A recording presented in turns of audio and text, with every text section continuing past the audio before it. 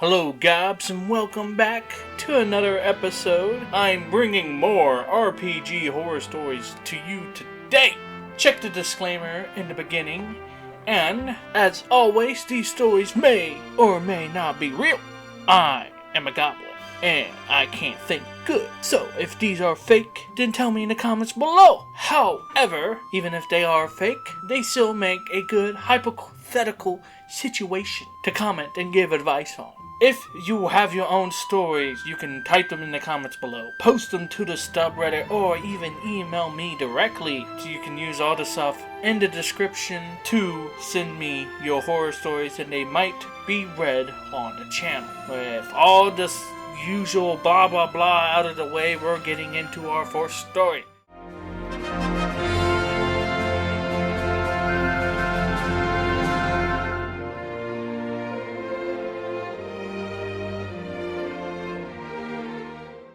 This first story looks like an interesting one, and it comes from the user Affectionate Rent 400. Simp for a mommy. To preface this one, the problem player in this scenario was going through a rough patch at the time. However, I cannot ignore the tone shift he went, hence why I shared this. It was a one-time thing, but a horror story nonetheless, as he out of nowhere became the stereotypical neckbeard and derailed the session. So the setup for our campaign was we were playing the Eberron campaign, and our characters were students of an academy who were being sent on these quests to both help with researching the Veil of Mourning while playing off their depths. Each PC had a monetary debt we owed to someone and joined the research team to help pay them back. A lot of shenanigans were had as we had fun with drinking Fey wine to the hilarious results that at one point sped the story up by like 2 sessions somehow, much to the DM's dismay. Befriended a sentient rosebush that talked like Foghorn Leghorn, my character getting his own personal Navi, and the party spending half the 4-hour session overthinking a very simple puzzle. All round good times. The real takeaway is that we were dysfunctional as a team. Not because we weren't all good friends, as everyone knew each other since high school, but because we got to make our characters in such a vacuum no one really meshed. Maybe it was because we were all given the motive of clearing our debt that made it this way. I think this is what led to the incident in question. Our problem character in this I will call Druid. Druid easily RP'd the most of all of us, and so he clearly took his character very seriously. I should also note that he was 1 out of 2 in a party of 7? What guy? That shouldn't be surprising. People love to do big parties. In the previous video, I stated I like 3 to 4. 3 to 4 is perfect. I think once you start getting above that, scheduling issues become prominent, even online. And if it works, but don't ever feel the need to have a big party. You can always ask people out or whatever, or just not invite everybody. But if it works for them, it works for them. That's all I'm gonna say. That would always try to seek a diplomatic situation, even when combat was going first. Are you guys sure you're playing D&D? What kind of party ever goes for the diplomatic situation first? Everyone knows that every D&D player is a combat-hungry, blood-thirsting, murderous psychopath who can't even spare a bandit that they can easily decimate. Whatever, I'm moving on. Let me restart. That would always try to seek a diplomatic situation, even when combat was going first. Even after initiative was rolled and violence was chosen regardless of who started it, he tried to end things amicably. This all changed when Mommy appeared. I don't like how this is going. You talked about the neckbeard stuff, now you're talking about Mommy. I can't say that word. But okay. Let's see. The story's extra long, so let's see what happens. TLDR. At this point, we were looking for a specific sword in this dungeon area, as we needed 4 specific items in each section to end the BBEG. We entered a ruined tower we discovered in this mystical forest and were met by a very voluptuous woman. Immediately after the DM described her, Druid went into full neckbeard mode. I'm talking full on, my lady. She informs us that she has the sword we needed and will give it to us if we kill a certain werewolf.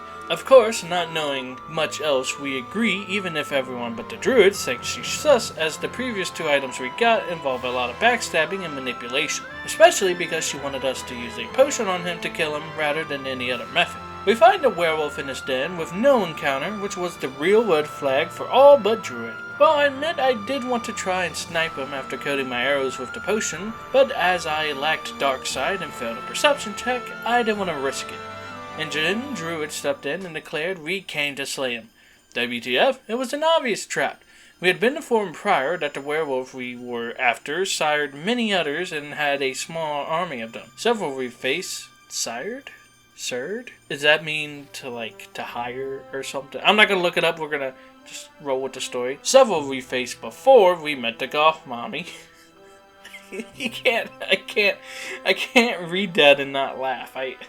It's gonna happen every time. But never once we came after this guy, not even his lair. So, of course, out of the darkness, we are surrounded by werewolves and the leader approaches us. He then goes on to give his side of the story, how he was once goth mommy's lover, but then was cursed, and he has seen many fall the same way and sought to end her. We then had a choice not unlike a few others we had in the campaign. We could kill this werewolf and his followers and get the quest item without a fight. I emphasize the newscast because it was the most disturbing to me given all of this. She made this part clear but didn't mean there was no added cost. Or we could join the werewolf and his army to defeat OP Goth Mommy. As a party, we were torn. Either fight was going to be hard, yet winnable, but we were leaning to siding with the werewolf because I pointed out that he kinda struggled with fights involving mobs, and only worrying about one enemy would be easier. Our party was kinda mismanaged. Once it was clear more were in favor of the werewolf, Druid went full White Knight and declared that he loved... Why did I say loved? There's nowhere does it say loved. Druid went full White Knight and declared that he'd fight for my lady, even for reasons no one yet understands, acted as though she were there and gave him the sword to slay the beast. We mostly joked about this, IC and OOC, saying that he was whipped while still discussing what to do, but then he demanded to roll initiative. That's when things went south. We all did as the DM said to. Druid attacked while we did nothing. We didn't know what was going on, but as we weren't hostile, we didn't get attacked while he got pooped stomped. We weren't sure he was trying to retire the character or not, really, as all of this was out of character for him, but if he wanted death, we weren't gonna stop him. After he was down, Druid left the rooms. Things got awkward after that. So much so that our wizard left to do as to check on Druid. Turns out he was taking our joking, which by the way was typical for this party as we all played like the ones who hated each other yet tolerated each other for their own sake, so such jabs were every day. And even our not helping in the fight, which we were not in agreement yet on, and his motives were very much unreasonable, as though we didn't care about him IRL. I'm not gonna lie, for the first few months he did join, I was apprehensive. In high school, him and I never got along, and I knew his bad reputation, as even back then he was into drugs. But over time, I saw that he had made progress, and I was warming up to him. But then his personal life took a turn, I can't help but feel this is what caused this incident. He has gotten better since. The last few sessions have been like the old ones, when we're having fun and we're all on good terms. I just wanted to bring this one up because it's the biggest horror story I have, as one player made a complete character shift out of nowhere and it was likely due to personal issues. But the good news is that so far it seems it was just a one-off. That is fantastic news. I'm glad this was just a one-off. Again, this issue, if it kept persisting, I mean, a simple talk outside the game, which apparently seems what happened when the wizard went to check on the druid. It seems like everyone sat down and had a talk about it. And usually that's what's good in these situations, is to talk about things happening in the game outside of it.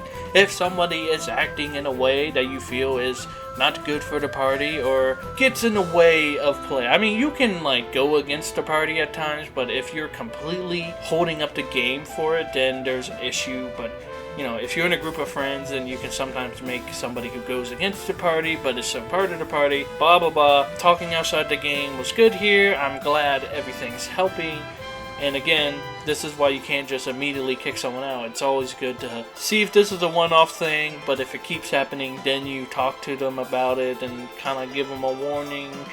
But if that doesn't happen, then you can follow up and just kick them. But I'm glad they decided to give this person another chance, and it seems like it's working out, and I hope it continues to do so. I'm glad this story wasn't taking the turn. I was expecting devious stuff, but at least it was just a little neckbeard. It wasn't the full-on, like, I don't know, incel neckbeardy thing. So I'm glad it was just a little bit of simping. That's like the title, Simp for a Mommy. It was just a little bit. I'm glad it didn't take a awful like essay route or something. So good on them. It's a short little horror story. It works perfectly.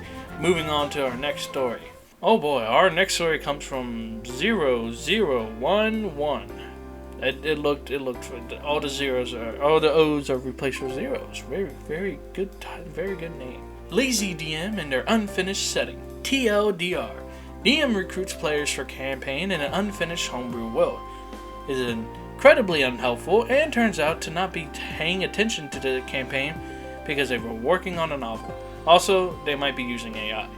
I joined a campaign set in the DM's homebrew world. The DM posts a lore document that amounts to a creation myth, a few paragraphs about a single country, and a list of over 30 gods that doesn't have anything other than their names, a single domain, and what specific thing they're the god of. Anytime I ask the DM a question, they take days to answer, if they answer at all, and their answer is them saying they didn't think of that, they don't think that it's important, or them pointing to something in the lore document that doesn't come close to answering my question. After weeks, I was cutting them slack because they'd been sick of pressing them. Nobody's even made a character because we don't have enough information, and at least one player seems to have ghosted without the DM noticing. I finally get them to cough up some actual D&D summaries, which when I run them through multiple AI checkers turn up positive. AI checkers are hit or miss, but the fact that the DM would either refuse to give more information or ask for time and then paste a big thing of text that didn't always line up with photo lore whenever I asked was a big red flag. The DM acts offended when I ask if they're using AI. One of the players gets offended on their behalf and I drop out.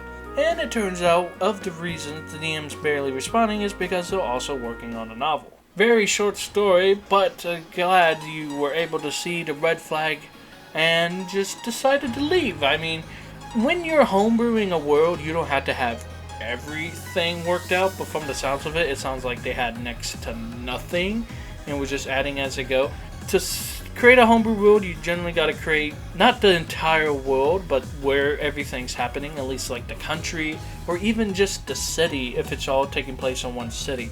And you generally want to have stuff set up, or whatever's going to show up in the first session, or have the players write their own lore about like home villages and whatnot. Just look over it, change some things to fit the world setting, and then you can work it like that. But from the sounds of it, it sounds like the DM had too many focuses, like working on the novel while trying to homebrew. I mean, you can make it work. Some people can make it work, and that's more power to them. Now, the whole using AI, I kind of want to say it's a bit fine to use AIs to help generate ideas, but you should never directly copy and paste something an AI says. For example, I like using a magic item home brewer. I think it's fun to see what the AI comes up with, but obviously the AI will pull from parts of the internet, so half of it's made up, half of it someone else might have typed. But again, as long as you're using it to generate ideas and not directly copying and pasting, like you go in there and not make small tweakers. I'm tweaking! Don't go in there and make small tweaks. You want to go in there and make big changes to it overall, as if it was something completely different. Again, if you're going to use AI, use it sparingly and use it to help generate ideas. Never use it to fully write something out. You always want to make sure that you put your own hand into it, because again, AI pull from everywhere. Other people, they might generate it itself, but if you go in there and change it almost entirely, completely to be yours, I think you'll find what you're using AI. Now, it's a good thing that this person saw the red flags, OP saw the red flags and left, so good on you. again, if you don't want to give them the chance, you're not permitted to give them the chance. So it's whatever you want to do. Personally, I would have loved to. I wouldn't. I mean, you know me, or you don't know me. I play with a friend group, so joining stuff is always hard to see in my head. But if I saw something like this, I'd probably get bored and leave. Or I would offer to help them write out the homebrew world if needed. Just because you help write it doesn't mean they can't throw in their own twist. I mean, there's no harm in homebrewing an entire city, putting a government system, and then having the DM go in and litter problems and players. But you can make the world, you can make that little city, put all the quirks in there, what it's known for, what it looks like. You can go ahead and even throw in some NPCs if you want. As long as the DM goes back through and puts in other stuff that you're not going to know about and it pertains to the city. And I think that makes a more fun experience, because when you get to that homebrew city that you made, you're like, oh, that's awesome, we're finally gonna get to do this thing. And the same thing for creating homebrew NPCs and all that. It just adds a bit more, like the players have made it so they feel a bit more attached. Now this story kinda sounds fake, but you know, I'm always giving them the benefit of the doubt. So we're just, like I said, even if it is fake, it's perfectly fine. It was a good hypothetical. Got some odd tidbits information out there. I'm gonna do one more story. I'm gonna do one more short story. So here's our next story. Our next story comes from Jeannie Reedier. I'm trying to click it together how to actually say it, but I don't know. You see the text on screen. After spending 5 days of creating a character together with my DM, he was murdered after 12 seconds. Bigotry warning? Uh-oh. I don't know why I said that. I'm stupid. A few years ago, I started playing D&D at a colleague's table. He helped me create characters and develop strong role-playing skills, and as a DM was very talented in creating immersion and impactful stories. But his wife proved to be a problem player early on and way too often.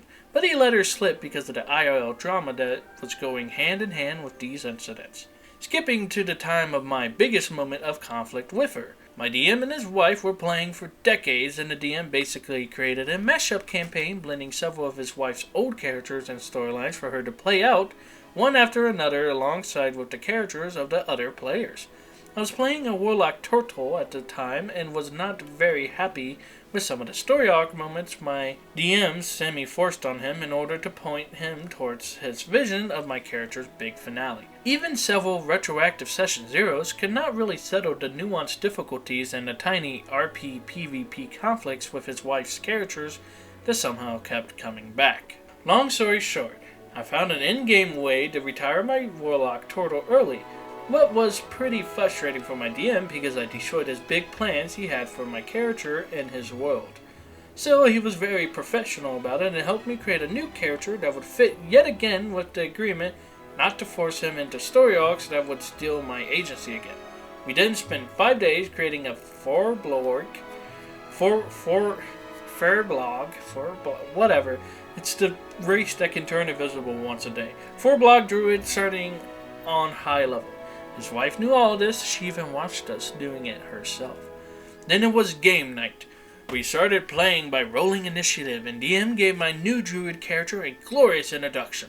The first round of combat did not go very well. The dice were not on my side, so I went down to 0 HP very quickly somehow. If I remember correctly, I had 1 turn of rolling and losing a death save. The very next turn of my DM's wife character, she decided to go up to my druid, and instead of speaking a healing spell, literally slit his throat so my character would bleed out, losing all remaining death saving throws at once. I was in shock. In fact, the whole table was. All of the PvP and out-of-game conflicts we had with DM's wife reached their peak in this moment.